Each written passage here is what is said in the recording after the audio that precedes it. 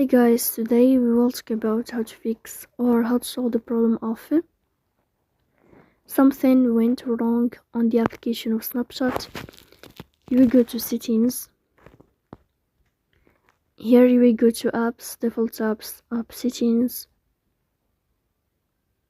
In this list you will scrolling down until you find this window of Snapchat and you will click. Here in this page of app info you will go to first stop and you will click OK. Here you will enter to the window of storage. Then we click on clear cache.